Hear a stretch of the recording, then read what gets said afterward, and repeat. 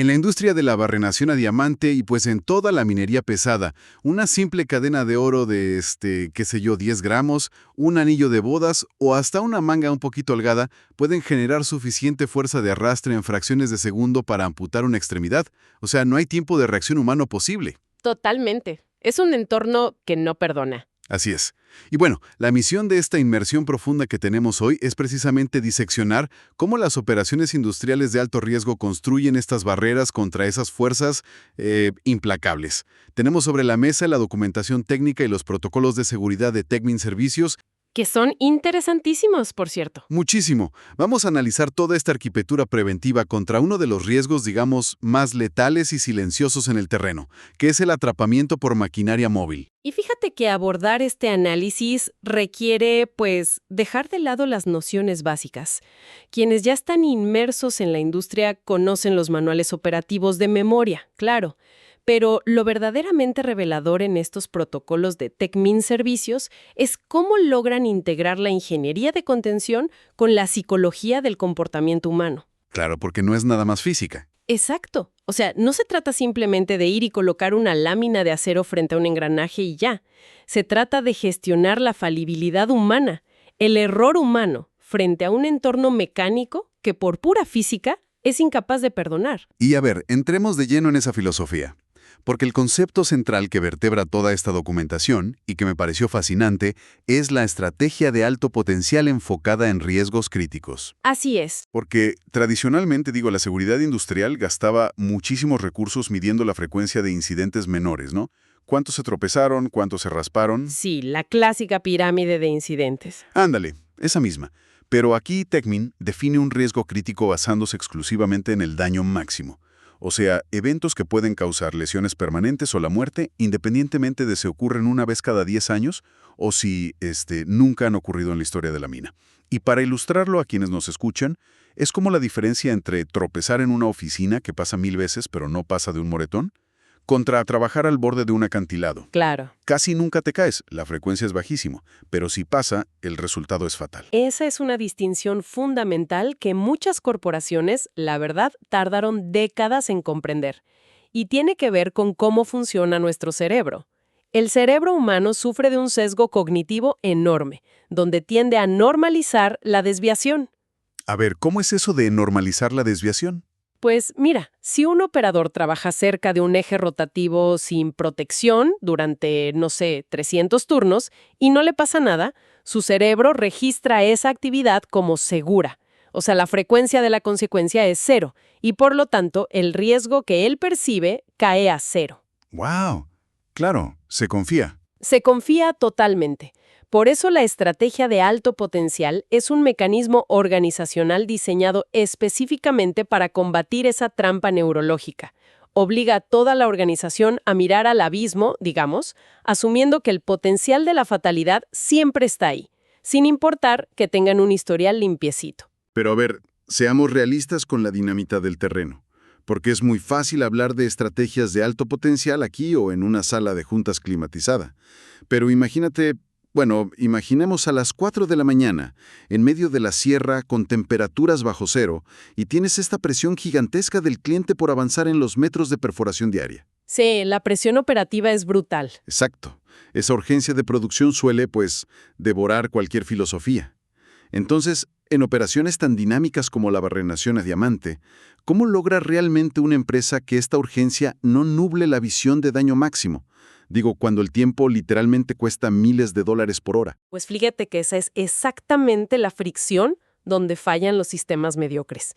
Para que la estrategia de alto potencial sobreviva a esa presión de las 4 de la mañana que mencionas, los protocolos de Techmin exigen algo que ellos denominan liderazgo visible en campo. Liderazgo visible. Sí, no es un término corporativo vacío para poner en un póster. Requiere una alteración completa de los incentivos en la supervisión de línea media. O sea, cambiar cómo evalúan a los jefes. Exactamente. Si un gerente llega al sitio de perforación y su primera pregunta es, ¿cuántos metros sacamos en este turno?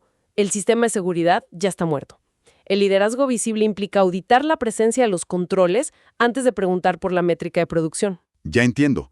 Es reescribir la moneda de cambio con la que mides el éxito de un supervisor. Totalmente. Y aquí entra también un aspecto contraintuitivo de esta documentación, que es la obsesión con los cuasi-accidentes.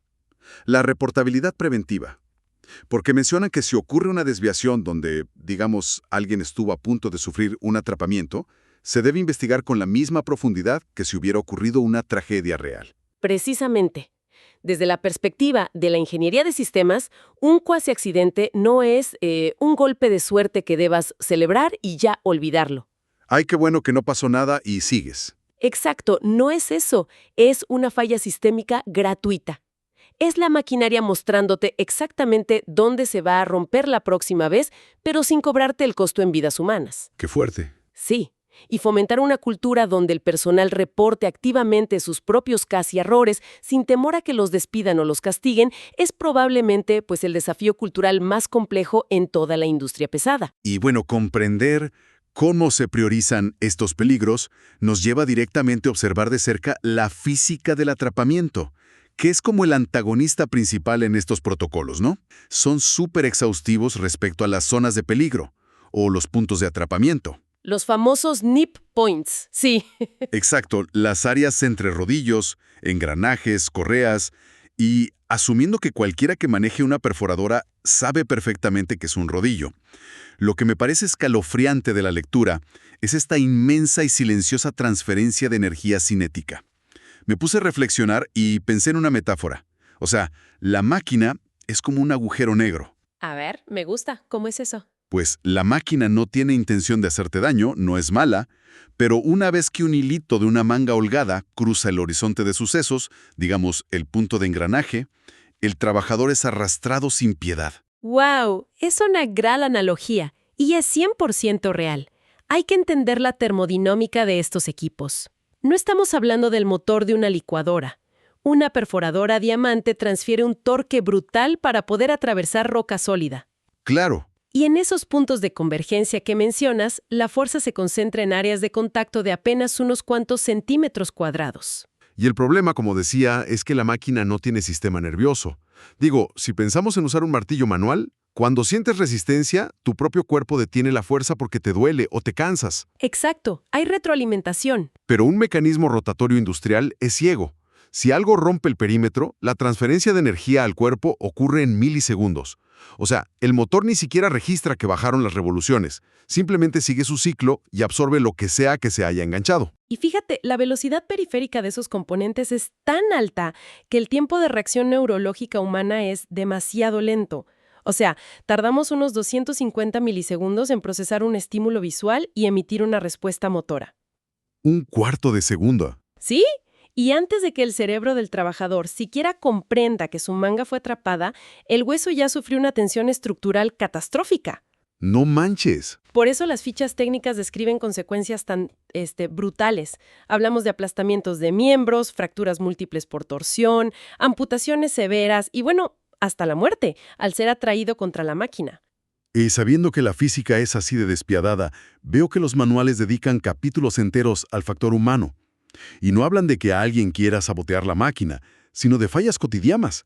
Hablan de prohibir usar ropa holgada, cabello suelto, bufandas o joyas, pulseras, cadenas. ¿Así es? Pero me surge una duda. Si todos conocen los riesgos, ¿por qué un mecánico con, no sé, 20 años de experiencia tomaría la decisión de acercarse a un eje rotativo con una cadena al cuello o con los sistemas de seguridad inhabilitados? Pues mira, es que el diseño evolutivo del ser humano optimiza para conservar energía y buscar la comodidad inmediata. O sea, quitar una guarda de seguridad que pesa muchísimo y está llena de tornillos para hacer un ajuste de rutina, te puede tomar 20 minutos. Y el ajuste toma 1 minuto. Exactamente. Entonces, hacerlo con la guarda a medio instalar ahorra tiempo. El trabajador experimentado confía demasiado en su pericia motriz. Su lógica interna le dice, «Hey, soy lo suficientemente hábil para no tocar el engranaje». Claro, lo he hecho 1000 veces. Exacto. Y eso es un error de cálculo probabilístico masivo cuando le sumas fatiga crónica, las vibraciones del equipo o, no sé, un simple resbalón en el lodo. Y si sabemos que un simple anillo puede desatar una tragedia, ¿qué mecanismos a prueba de fallos se instalan para evitar que esa manga siquiera se acerque? porque los estándares establecen lo que Techmin llama controles críticos, Así es, los controles críticos. que son medidas de máxima prioridad, barreras innegociables. Si no están, la actividad se detiene. Pero quiero presionar un poco sobre la ingeniería de estas barreras. Los manuales exigen resguardos fijos, protecciones físicas pintadas de amarillo precaución que bloqueen el acceso tanto para el operador como para terceros. ¿Sí? Pero también advierten, y esto me voló la cabeza, advierten enfáticamente que las protecciones no deben crear nuevos riesgos. A primera vista, la verdad, me parece una paradoja. ¿Cómo es posible que una guarda de seguridad diseñada por ingenieros para proteger cree un nuevo riesgo? Pues ocurre muchísimo más a menudo de lo que la industria admite. Un resguardo mal diseñado es una amenaza oculta. A ver, supongamos que fabrican una guarda de acero grueso para cubrir un bloque de poleas. Si el diseño no contempla la disipación térmica, ese resguardo actúa como un horno. Ah, claro, encierra el calor. Exacto. Sobrecalienta los componentes y te genera un riesgo de incendio en los fluidos hidráulicos que están ahí cerquita. Y otro ejemplo crítico son las frecuencias de vibración. Las frecuencias armónicas de la máquina interactuando con la guarda. Tal cual, las perforadoras generan vibraciones súper intensas. Si una guarda metálica no está anclada con los pernos y amortiguadores correctos, entra en resonancia. Con el tiempo, esa vibración causa fatiga del metal. Y se rompe. Se fractura. Y de repente, pues tienes un proyectil de acero o bordes súper cortantes justo a la altura de la cara del operador. ¡Guau! ¡Qué locura! Por eso, el estándar de Aldemar exige requisitos técnicos extremadamente precisos. Tienen distancias antropométricas calculadas para evitar que, digamos, los dedos más delgados puedan cruzar la malla. Y exigen fijación segura que permita el mantenimiento fácil. La complejidad detrás de una simple caja de metal amarillo es fascinante, la verdad. Ahora, ¿esos resguardos protegen durante la operación normal? No. Sí, en operación continua. Pero el mayor riesgo surge durante el mantenimiento, cuando el técnico inevitablemente tiene que meter las manos, invadir esa zona de peligro. Y aquí entra el famoso procedimiento de bloqueo y etiquetado, el loto. Cortar la energía y poner un candado suena súper sencillo en papel. Suena sencillo, pero loto es probablemente la interrupción de flujo de trabajo más grande en una mina. Aplicar este protocolo no es nada más ir y bajar un interruptor, es alcanzar un estado de energía cero. Y este sistema, además, se complementa con redundancias. Por ejemplo, el protocolo exige el uso obligatorio de guantes de alto impacto para quienes intervienen los equipos. Claro, como una última línea de defensa. ¡Exacto! Ahora, toda esta arquitectura, los resguardos, loto, la ropa ajustada, nos lleva a la prueba de fuego en la operación diaria. Porque tener las mejores guardas amarillas en un manual es excelente en teoría, pero en la práctica diaria, ¿cómo se asegura Techmin Servicios de que estas barreras realmente estén operativas cada mañana? Pues lo hacen mediante una cultura estricta de verificación. Utilizan las herramientas de verificación de controles críticos. Que son como listas de verificación, ¿no? Checklist. Sí, pero a menudo se confunden con simples formatos administrativos. Su propósito cognitivo es mucho más profundo.